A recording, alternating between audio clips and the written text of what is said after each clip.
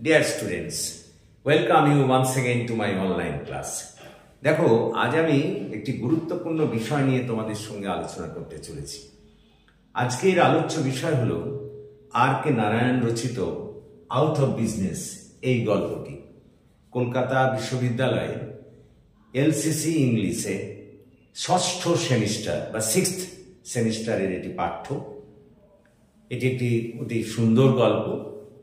এটি নিয়ে আজকে আমি তোমাদের সঙ্গে আলোচনা করব। প্রথমে আমি এর বাংলায় সারাংশটা বলবো, তারপর আমি তোমাদের এই গল্পের থেকে যেসব কোশ্চেন হয় সেই কোশ্চেনগুলো আলোচনা করব এবং লেখাবো। তো তার আগে এই আর কে নারায়ণ সম্পর্কে একটু বলে নিই। দেখো, যে সমস্ত ভারতীয় ইংরেজি উপন্যাস গল্প লিখে তৎকালীন সময়ে বিশেষ খ্যাতি অর্জন করেছিলেন, তাদের মধ্যে কিন্তু আর কে নারায়ণ অবশ্যই উল্লেখযোগ্য।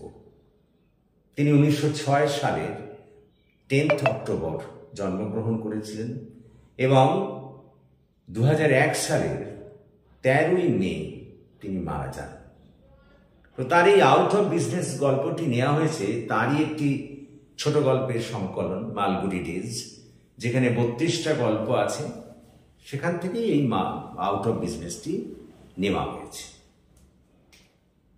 তো এসো এবার আমরা এই গল্পের আলোচনায় চলে যাই। মানে আউট অফ বিজনেস গল্পটা তোমাদের সামনে আমি একটা সারাংশ তুলে ধরি। দেখো, এই আউট অফ বিজনেস গল্পের মুখ্য চরিত্র হলো কিন্তু রামারাও। তিনি পৈতৃক সূত্রে বেশ কিছু অর্থ লাভ করেছিলেন এবং ওই মালগুড়ি অঞ্চলে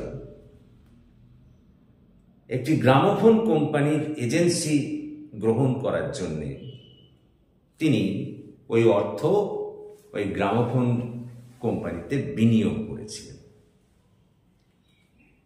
5 বছর ধরে তার ব্যবসা কিন্তু খুব ভালো চলেছিল এবং তিনি সুখ স্বাচ্ছন্দ্যে স্ত্রী পুত্র কন্যা নিয়ে বসবাসও করছিলেন। একটি বাংলো বাড়িও তৈরি করেছিলেন। কিন্তু তার এই সুখ স্বাচ্ছন্দ্যের অবস্থা কিন্তু বেশি দিন টিকল না। হঠাৎই শেয়ার বাজারে ধস দেখা দিল এবং ওই শেয়ার বাজারে ধসকে কেন্দ্র করে তার গ্রামোফোন কোম্পানি, অর্থাৎ যে গ্রামোফোন কোম্পানিতে তিনি অর্থ বিনিয়োগ করেছিলেন, সেই গ্রামোফোন কোম্পানি ধ্বংসের দ্বার প্রান্তে এসে হাজির হলো। এর পিছনে অবশ্য একটা কারণও ছিল, কারণ ওই গ্রামোফোন কোম্পানিতে অর্থ লগ্নিকারী একজন বোম্বাইয়ের ব্যবসায়ী, তার স্ত্রী তারই কোম্পানির একজন কর্মচারীর সঙ্গে অবৈধ প্রণয়ের সূত্রে পলায়ন করায় ওই বোম্বাইয়ের অর্থলগ্নিকারী কিন্তু আত্মহত্যা করেছিলেন। আর তার আত্মহত্যার পরেই কিন্তু শেয়ার বাজারে এই ধরনের ধস নেমেছিল এবং রাজনৈতিক অর্থনৈতিক সমস্ত দিক দিয়ে একটা অশান্তকর পরিস্থিতির সৃষ্টি হয়েছিল এবং তার ওই গ্রামোফোন কোম্পানি প্রায় একেবারে ধ্বংসের মুখে এসে দাঁড়িয়েছিল। আমরাও প্রথম এই বিপর্যয়ের প্রভাবটা বুঝতে পারেননি। মাস কয়েক তার সঞ্চিত অর্থের ওপর ভিত্তি করেই তার সংসার চলতে লাগলো এবং ক্রমশ ওই সঞ্চিত অর্থ কমে যেতে লাগলো। তখন তার স্ত্রী, যিনি খুব বুদ্ধিমতী এবং ধীর স্থির মস্তিষ্কের মহিলা ছিলেন এবং রামারাওয়ের প্রতি খুব সহানুভূতিশীল ছিলেন, তিনি রামারাওকে এই সংকটজনক পরিস্থিতিতে সাহায্য করার জন্যে বেশ কিছু ব্যবস্থাও নিলেন। বাড়িতে যে চাকর ছিল সেটিকে ছাড়িয়ে দিলেন, রাঁধুনি ছিল সেটিকেও ছাড়িয়ে দিলেন, ছেলে মেয়েদের অভিজাত স্কুল থেকে নিয়ে প্রত্যাহার করে নিয়ে প্রি প্রাইমারি স্কুলে ভর্তি করে দিলেন এবং নিজেদের বাগান বাড়িটা ভাড়া দিয়ে একটা সাধারণ বাড়িতে তারা উঠে গেলেন। রামারাও কিন্তু অলস প্রকৃতির ব্যক্তি ছিলেন না।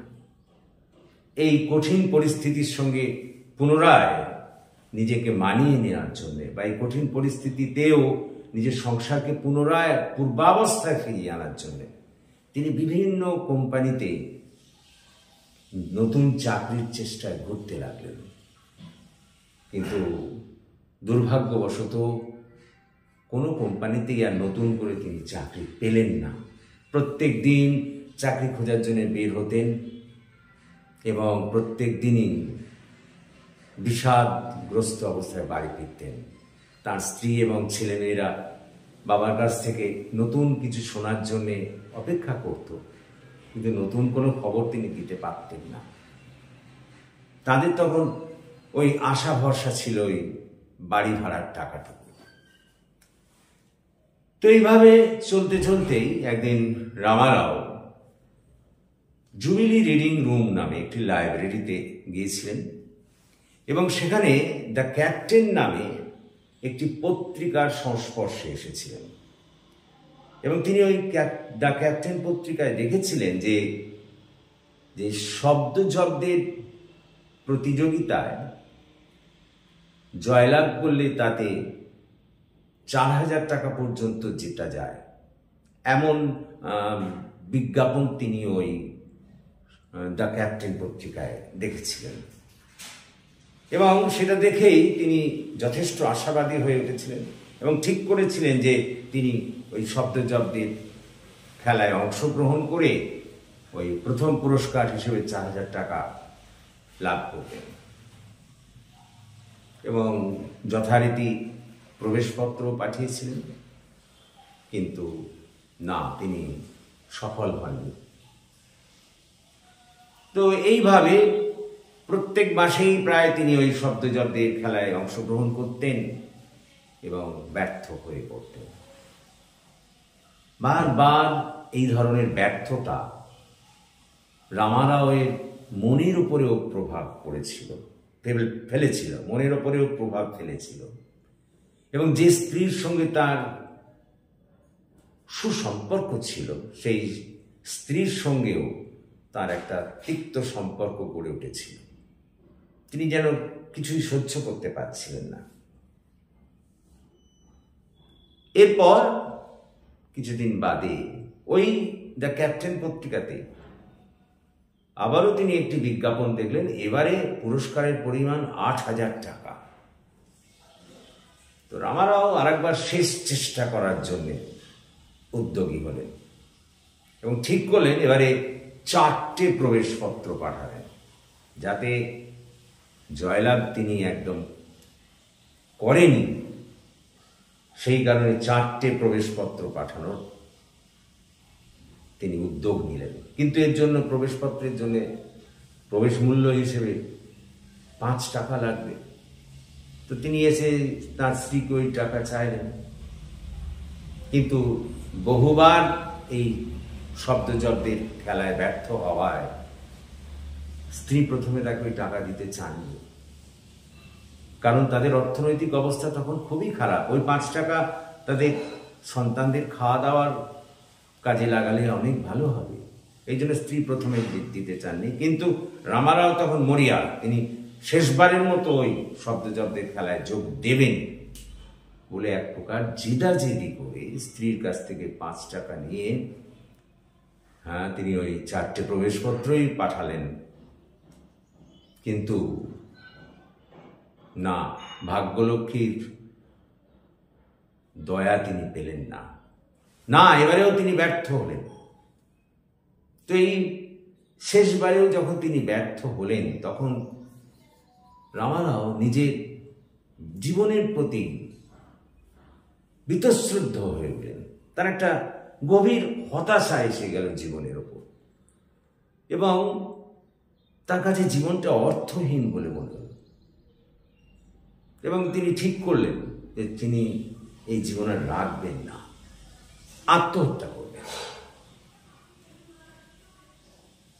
এই বলে রামারাও সিদ্ধান্ত নিলেন যে রেল লাইনে মাথা দিয়ে তিনি আত্মহত্যা করবেন। এই কারণে রেল স্টেশন থেকে একটু দূরে গিয়ে রেল লাইনের ওপরে মাথা দিয়ে তিনি শুয়ে থাকলেন এবং ট্রেনের জন্য তিনি অপেক্ষা করতে লাগলেন। কিন্তু অনেকক্ষণ অপেক্ষা করা সত্ত্বেও ট্রেন আর এলো না। তখন তিনি এক প্রকার ক্লান্ত হয়ে পড়লেন। রেল লাইনে আত্মহত্যা করার জন্য লাইনে মাথা দিয়ে শুয়ে আছেন, অথচ ট্রেন আসছে না। এইভাবে অনেকক্ষণ কেটে যাওয়ার পর ক্লান্ত হয়ে তিনি উঠে দাঁড়ালেন এবং স্টেশনের দিকে এগিয়ে গেলেন। সেখানে গিয়ে শুনলেন যে 2-3টে স্টেশন আগে একটি মালগাড়ি লাইনচ্যুত হওয়ার ফলে এই ধরনের ঘটনা ঘটেছে, অর্থাৎ রেল চলাচল একরকম বিপর্যস্ত হয়ে পড়েছে। এই কারণেই ওই লাইন দিয়ে ট্রেন আসছে না। এই ঘটনা জানার পর রামারাও ঈশ্বরকে ধন্যবাদ জানালেন, কারণ এই যাত্রা তিনি প্রাণে রক্ষা পেয়ে গেলেন। কারণ রেল তো এলে তো ওনার আত্মহত্যার ঘটনাটা ঘটেই যেত। তো যাই হোক, এরপর রামারাও বাড়ি ফেরার সিদ্ধান্ত নিলেন। ওদিকে অনেকক্ষণ রামারাও বাড়ি ফিরছেন না। এটা দেখে তার স্ত্রী খুবই উদ্বিগ্ন হয়ে উঠলেন, কারণ তার স্বামীর মানসিক অবস্থা যে কিছুদিন ধরেই ভালো নেই তা তো তিনি লক্ষ্য করছিলেন। তিনি ঠান্ডা মাথার মহিলা, অনেক কিছু সহ্য করেও স্বামীর এই পরিস্থিতিকে সামাল দেওয়ার তিনি চেষ্টা করছিলেন। কিন্তু যখন সেদিন অনেক দেরি হচ্ছে তার আসতে দেখে তিনি চিন্তাগ্রস্ত হয়ে পড়লেন। ঠিক সেই সময় তিনি দেখলেন যে রামারাও তাদের ওই গলি দিয়েই ফিরছেন। তখন রামারাওকে দেখার পর তার চোখ উজ্জ্বল হয়ে উঠল, চিন্তা কিছুটা হলেও দূরীভূত হলো। রামারাও বাড়ি ফিরলেন। ফিরে কিছুক্ষণ বিশ্রাম নেওয়ার পর খেতেও বসলেন। তখন তার স্ত্রী তাকে জানালেন যে তাদের ভাড়াটিয়ারা এসেছিল এবং তারা তাদের ওই বাগান বাড়িটা কিনে নেওয়ার প্রস্তাব দিয়েছে এবং এই জন্যে বেশ ভালো দামও তারা দেবে বলেছে। স্ত্রীর মুখে এই কথা শুনে রামারাও এক প্রকার খুশি হলেন এবং মনে মনে ভাবলেন যে যদি বাড়িটা বিক্রি করে তিনি 4,500 টাকা পান, ভাড়াটিয়াকে বিক্রি করে যদি তিনি 4,500 টাকা পান, তাহলে 500 টাকা তিনি নিজের কাছে রাখবেন আর বাকি 4,000 টাকা স্ত্রীকে তার সংসার চালানোর জন্য দেবেন। তো তখন তার স্ত্রী জিজ্ঞাসা করলেন, তুমি ওই 500 টাকা নিয়ে কি করবে? তখন রামারাও খুব হতাশার সঙ্গে বললেন যে 500 টাকা নিয়ে আমি মাদ্রাজ যাব এবং সেখানে গিয়ে কিছু অর্থ করি, লাভজনক কিছু করব, যার থেকে টাকা রোজগার করা যায়। স্ত্রী জিজ্ঞেস করলেন, কেন তুমি আর ওই শব্দজব্দের খেলা খেলবে না? রামারাও তাকে তখন স্পষ্ট জানালেন যে না, তিনি আর কোনোদিন শব্দজব্দের খেলা খেলবেন না। ওই টাকা নিয়ে 500 টাকা নিয়ে মাদ্রাজে গিয়ে কিছু লাভজনক কারবার করবেন, করে টাকা রোজগারের চেষ্টা করবেন। এই হচ্ছে মূল গল্প। এখান থেকে তোমাদের যে সমস্ত প্রশ্ন আসে, সেই প্রশ্নগুলো মধ্যে প্রথম যে প্রশ্ন সেটা হচ্ছে খুব ইম্পর্টেন্ট প্রশ্ন, যে রামারাও কেন আত্মহত্যা করতে চেয়েছিলেন? Why did Ramarao want to commit suicide? দেখো, এটা খুব গুরুত্বপূর্ণ প্রশ্ন, প্রায়ই এসেছে তোমাদের পরীক্ষায়। রামারাও কেন আত্মহত্যা করতে চাইলেন? রামারাও এর আত্মহত্যার কারণ কি? তো দেখো, আমরা এই গল্পটা তো তোমাদের সামনে বললাম। রামারাও আত্মহত্যা করতে চাইলেন এই কারণে যে তিনি তার ওই গ্রামোফোন কোম্পানি উঠে যাওয়ার পর বা গ্রামোফোন কোম্পানির ব্যবসাটা চলে যাওয়ার পর তিনি বহু চেষ্টা করেছেন, বিভিন্ন কোম্পানিতে ঘুরে ঘুরে চাকরি লাভের চেষ্টা করেছেন, কিন্তু কোথাও তিনি সফল হননি। তারপর শব্দযজ্ঞের খেলা খেলে তিনি কিছু রোজগার করতে চেয়েছেন, না, সেখানেও সফল হননি, শুধু ব্যর্থতা আর ব্যর্থতা। এর ফলে তিনি নিজের জীবনের প্রতি হতাশ হয়ে গিয়েছিলেন এবং তার মনে হয়েছিল বোধহয় তার দ্বারা আর কোনো কিছু সম্ভব নয়, এবং সেই কারণেই তখন তিনি আত্মহত্যার সিদ্ধান্ত নিয়েছিলেন। এই কোশ্চেনটি আমরা লেখাবো, কিন্তু আজ আর নয়। আজকে আমরা শুধু এই ভিডিও অনেক বড় হয়ে যাবে। আজকে শুধু আমরা তোমাদের সামনে আমি এই গল্পটির সারাংশ বাংলায় বললাম। পরের ক্লাসে, পরের ভিডিওতে আমরা এর সব কোশ্চেনগুলো লিখিয়ে দেবো। আশা করি তোমরা বুঝতে পেরেছ। যদি তোমরা বুঝতে পারো প্লিজ এই ভিডিওটি তোমাদের বন্ধু বান্ধবদের মধ্যে শেয়ার করো, এবং তোমরা যারা এখনো আমার এই চ্যানেলটি সাবস্ক্রাইব করোনি প্লিজ সাবস্ক্রাইব করো, যাতে আমি আরও এগিয়ে আসতে পারি এবং তোমাদের আরও কাজে লাগতে পারি। So that's all for this day. Have a good day.